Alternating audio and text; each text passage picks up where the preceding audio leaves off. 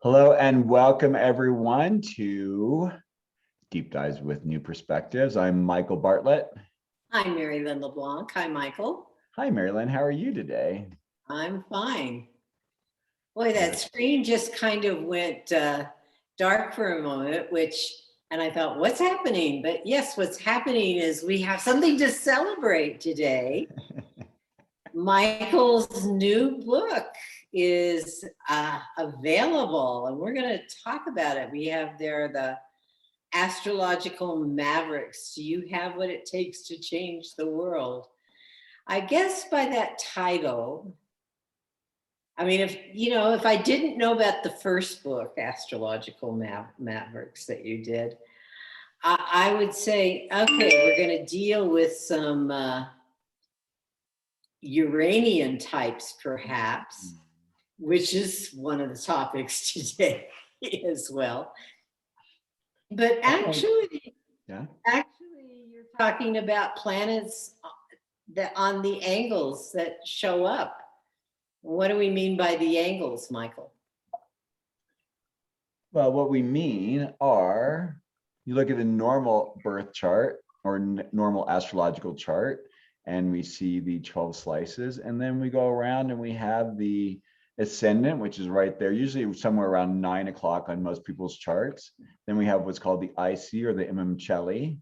Thank you for teaching me how to pronounce that properly. The descendant or the DS, and the medium celli or the midheaven. And how I like to see it, I see these as the cross of incarnation, because the ascendant represents that moment when we go from being in the 12th house, in that place of not being separate from all that is, i.e. our mother in the womb, and when we were born. So we're born in this moment here on the ascendant. And for whatever reason, years ago, I remember sitting in on a class with Tom Brady, who's an astrologer here in Santa Fe, not who's the football player. It's always good to differentiate that for people. And he was born with Saturn on his ascendant. And for whatever reason, I began to really pay attention to people who had planets on their ascendant, because I found that it usually had some way in which it marked individuals at birth. So for Tom, as an example, he was born and he was put in an incubator right away. Saturn on the ascendant, separated from the mother, isolated, put into a box, basically. And so then I thought, well, why wouldn't this have the same effect with all the other angles? And so I went on and did some more research, and and looked at how each of these placements, which is really kind of like how we have our relationships with life, right? The ascendant being the way we see the world and the way the world sees us, or our relationship with ourself. The IC, which is the relationship with our family or our inner family self. The relationship with other on the descendant, and the relationship with our path, or how we're showing our way on into the public. Very, very nice, actually. So it's not just it has to do with at the time of your birth, which planets are on which angles. And if we were to look at just the sun alone, you'd have to be born around 6 a.m. in the morning to have it on the ascendant, because that's when the sun is rising. Depends on where you're born on the planet. It does change. And also because we also really have to say the difference between tropical and sidereal is we're 23 degrees ahead of where it is. Whereas the Vedics and Eastern astrologers see it exactly where it is in the sky. But a good way to usually consider the ascendant is the eastern horizon, that sign which is rising at the moment of our birth. Right. And based on, I also like to think of the ascendant as being, I don't know, the ascendant is so powerful in so many different ways, but it's also this, I think of it as a greenhouse. Like, depending on the color of the greenhouse you're standing in, that's the color that you're going to see the world. And when someone's outside of that building looking in at you through the glass of the greenhouse, they're going to see you from that color. So it's, and it's also your operating system. If we think about computers, it's that way that we just kind of fundamentally operate in a sense, right?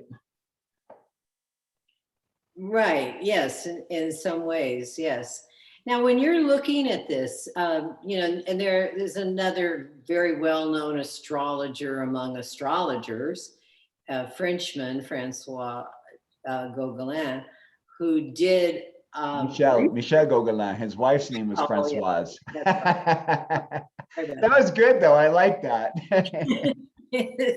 He didn't believe in astrology, and so he set out to disprove it by looking at and he ended up looking at these planets on the angles of different charts. And instead of disproving it, made a case for it. And that was just one planet he was looking at. He was only looking at Mars, and it was called the Mars effect, right?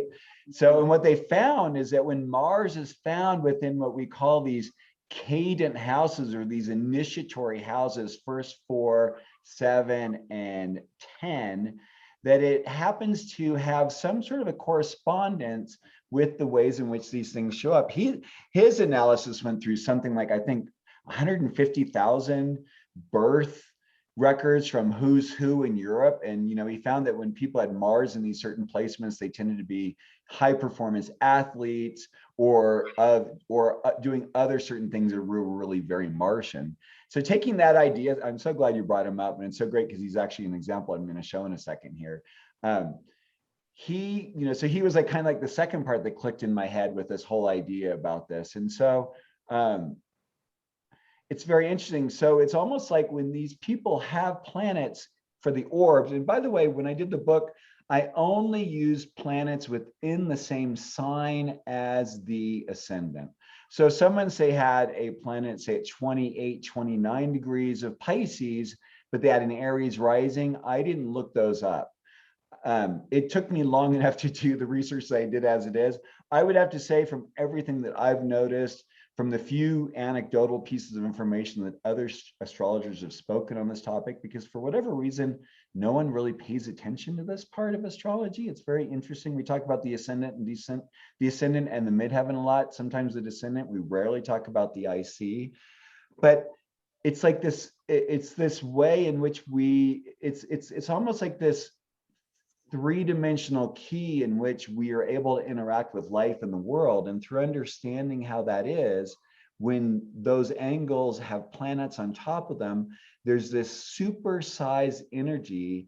And it's funny because even my partner said it last night in reading parts of the book. He said, it's interesting because mavericks can only help but express that energy. There's not, it's like I have, and the third part for me for finding this work is that I have Mars on my midheaven. And I had one person at one point tell me that I'm kind of pushy. I've got a lot of red in my skin and red and all this kind of stuff, basically kissed my Mars.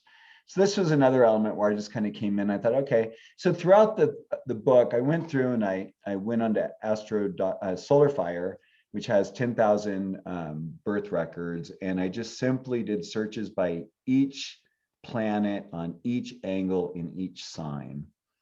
It ends up being 528 combinations through all the planets, and I included Chiron. So did you make, Gauguin also started to make a distinction between the angular houses.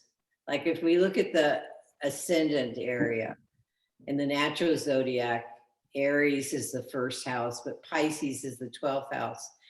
But it wasn't by sign that he discovered this. He discovered, like, for example, that using Mars, that Mars was more, it was expressed in a stronger kind of way in the 12th house near the angle, within a certain orb degrees of the angle, than it was in the first house. Not that it wasn't expressed, but he identified these in what we call the cadent houses, which are the 3rd, the 6th, the 9th, and the 12th houses at a certain zone. Did you pay attention to that at all, or?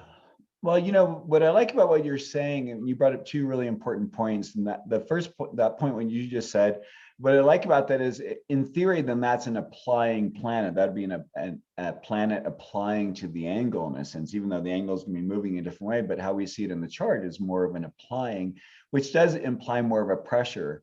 The very interesting part that I found about this, and what is actually really wonderful about it, from a resource oriented thing as well as just people trying to understand astrologically, is that even people just simply having planets in the same sign as the ascendant, I found that energy to be really hyperly expressed. I tried to keep my orbs at 10 degrees. And again, like I said, I kept them in the same sign. But to be honest, I bet if, like you said, like if someone has an Aries rising and they have a planet at the later degrees of Pisces, I would call that a maverick planet as well. I think it's a very important distinction to say. So it's very exciting because many people have this in their charts. And the other thing is that all of us have it by transit 4 times a month with the moon, right? Right. And once a month with the sun, somewhere around in there, hopefully. No, not once a month, once every quarter, right? Because this is basically taking the year and splitting it up into quarters. Yeah. So 4 times a year, the sun is going to hit these points. And then, of course, there are progressions. And that's another really important part, is that what we find, and what a lot of times it brings people to astrological readings, is when planets either hit the angles or move into new signs by transit and or by progression. So, I mean, there's something that really is very fundamentally different. I personally also, and I just have to put this in as a caveat, dun, da, da, da, the houses do not define the angles. And that's really important. Every astrological house system I've seen, many house systems use the 4 angles as the beginning point for the 1st house, the 4th house, the 7th, and the 10th house. I personally am in whole sign. I see it as more of a sensitive point within it, but this is irregardless of how you do it. I've gotten into very interesting arguments with very experienced astrologers who don't understand this. I think people have forgotten the importance and the fundamental aspect of the angles. And that's the other thing I want to say about what you brought up earlier. The angles are defined by. Well, the key is what you brought up earlier, which is really important. And so prior to around 1940, 1950, 1960, the birth time, the time that someone was born, was very rarely recorded, right? It was not a very thing that people often considered, unless you were very wealthy or you were a noble person or something. So records really only go back a certain amount of time. But the time is what defines what that rising sign is on the ascendant, and then therefore, based on your latitude and longitude on the planet, then arranges how your midheaven and your IC. These 4 angles are usually, but not always, in the same, what do I want to say? Mutability, cardinal, and fixed. They're not always. They're not always in that same modality. Right. That's where, well, as you mentioned, many house systems, not all, will start the 1st house on the ascendant at the beginning of it. The one that the most popular is probably Placidus.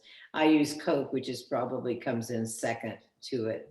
But that also, both of those house systems use the ascendant as the cusp. That was the word I keep forgetting. Right, and the midheaven is the cusp of the 10th house. Exactly. And of course, the opposite one, the IC, the 4th house, and the same thing with the opposite of the ascendant, the descendant or 7th house. They use those but there's variations and different formulas for the sizes of the houses and where the other distinctions move in. But that's not true of all systems. That's true.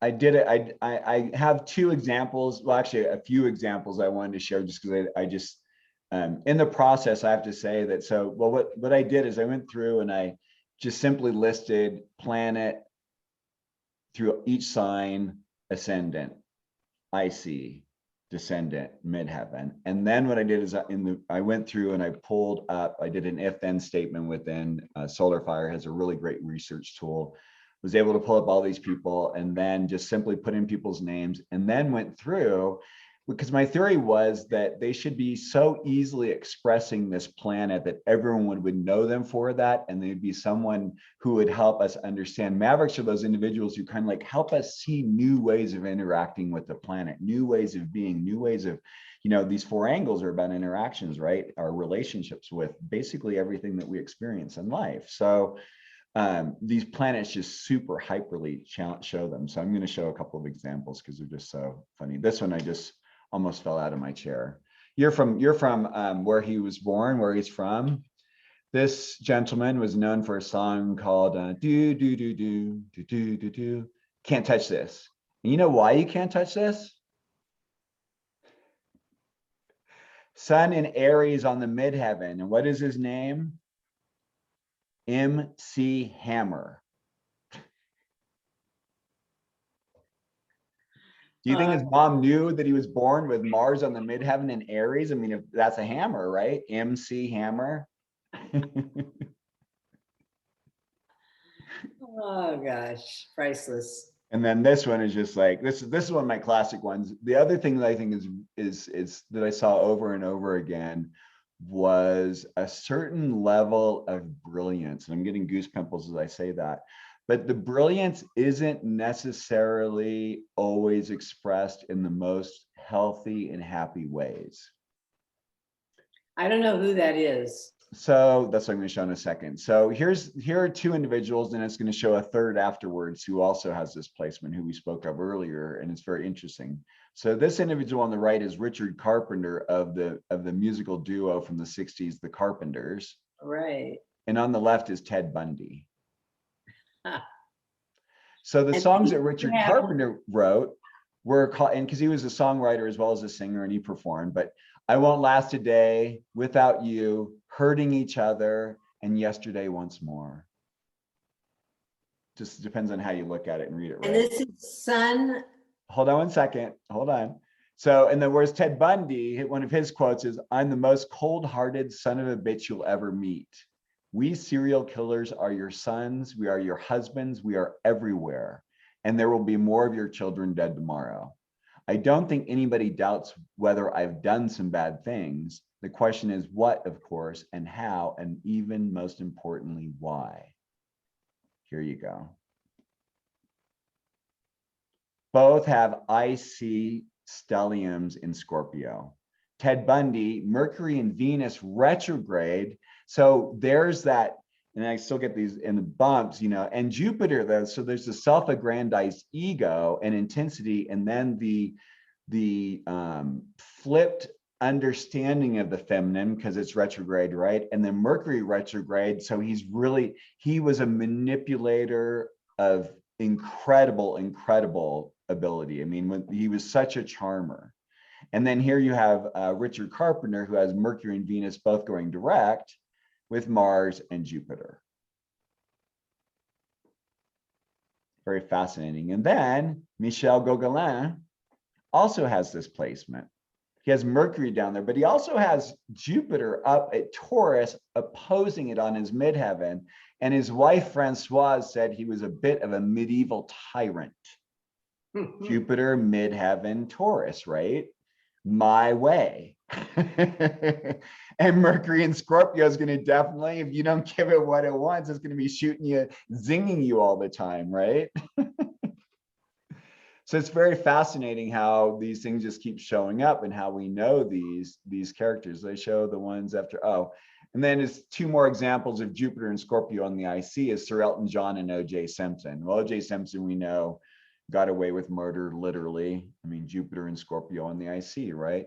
And Sir Elton John, I mean, has lived an amazing life of many transformations, you know, which I think is really what, you know, if anything Scorpio teaches us, especially down here at the IC, is that that it's you have to get used to the fact that to not get attached to things. The other thing I found that was really fascinating, you know, here usually, like I said, sorry, go ahead. Back up a minute. Sure. what does the IC have to do with not getting attached to things? It's about Scorpio not being attached to, because Oh. Scorpio wants to be attached. And when it's IC, you're going to be having very intimate experiences about what it's like to having to let go of your attachments. There's a Sir Elton John had a movie about him recently called Rocket Man. I don't know if you've seen them, but there's this I don't know, maybe 2 to 5 minute vignette of a very hyper stylized way of how he started to experience his success. Jupiter and Scorpio and IC, right? So he's just started spinning lavishly. So they show him like, you know, flopping into a Rolls Royce and drinking champagne and eating caviar and having an orgy and, you know, just this incredible experience of the physical plane. Right? Because then you have to get to the point, because Scorpio, like I think at its end is like to get to the point of where it kind of has to get sick and tired of itself, as Aaron Sullivan says, and kind of start taking responsibility and say, I don't want that drama in my life anymore. I don't think you were ever that kind of a Scorpio. No, not at all. Thanks. So the new book is available on Kindle. It will shortly be available on iBook and in physical copy form. I've had a little bit of a week with it. It's very interesting. It's 1,032 pages in print form, 837 on Kindle. It's 11 planets, including Chiron, 4 angles, 12 signs, 528 combinations with numerous examples. So some of them are like songs individuals have written, quotes. Obituaries were one of my favorites when people have passed, because that was such a nice, easy way to find it. I was surprised by the number of individuals who had planets on the IC, because I thought, well, maybe those individuals we wouldn't hear or see from as much. But, you know, as I showed earlier with those 5 individuals with IC maverick planets, that again, they can't help it. The IC, we think of as like who we are kind of at home behind closed doors, but people with planets on the angles and the IC don't get the luxury of having that privacy. Those planets are really, there's something about them that is really here to show, lead, and help people understand and see things in a different way. And I see a big smile on your face. What's going on? Yeah, well, first of all, I do want to emphasize, and if we look at the title of your book, Astrological Mavericks, do you have what it takes to change the world? You produced and put this book out a few years ago, but if you look at the complete cover down below the title, it says newly expanded and revised. I can't read into. And I don't have my revised. glasses. And revised. So yeah, so the last one only went up to Saturn. So, and that was, I think, 500 pages. And then the second book is Chiron, Uranus, Neptune, and Pluto, the outer planets. I just really felt it was important to get it out. But the second book, we did a complete re-editing of the front. I realized that I'd missed a few spots in the beginning. I missed a few of the angles placements with the planets. So we redid those. It was written, it's a lot smoother sailing right now with it. I recommend the electronic version. First of all, it's really inexpensive. It's $9.95. And it's so great because you can type things in and do bookmarks and all that kind of stuff. The print version is going to be it's $49.95 just because of the sheer amount of paper volume being used. But this is going to be such a great reference book for just understanding about, you know, planet, even just planet and sign wise of understanding astrology, because it's just these maverick individuals are so hyper realized in their presentation of the planet and that sign. Like another one that I really enjoyed was, I think it was Saturn. No, it was Jupiter and Virgo on the IC. Chris Carter, who wrote the X-Files, and Gene Roddenberry, who wrote Star Trek.